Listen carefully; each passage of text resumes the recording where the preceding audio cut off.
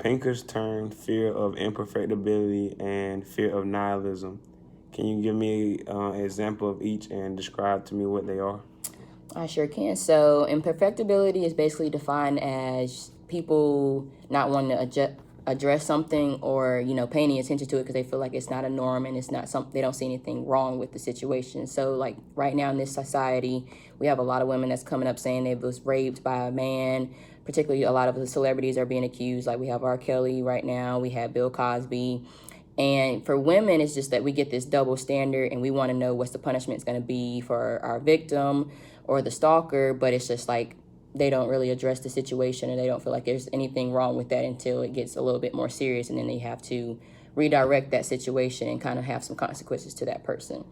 And nihilism is basically saying like once we die, our soul leaves our body and it no longer has a purpose.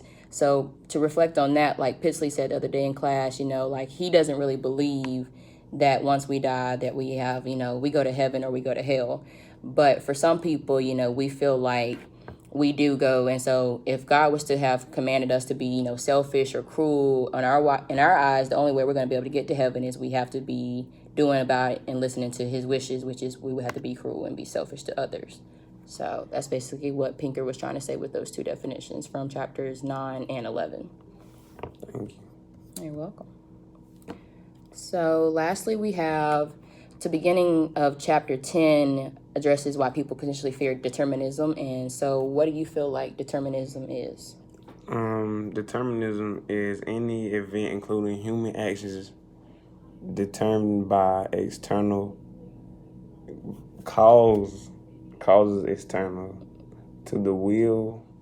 Basically, like humans have no free will to do anything, so they don't feel like there's going to be any consequences that they need to be held by. Yeah. Is that what you feel like they're trying to say? Yeah. All right. So could you give me an example of that? An example can be if I know I could rob a liquor store, that a part of me is going to tell my conscience that if I do this, I will go to jail or I will have a trial. So why would I rob the store? By holding people responsible for their actions, we are implementing that there's going to be consequences, yeah. And that, we can't run from the wrongs that we do. Like, if you do something bad, it's going to come back and haunt you. So you better listen to your conscience and not do that. Yeah. Basically.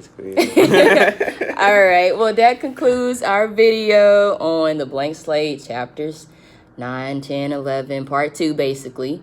And we out. Thank you.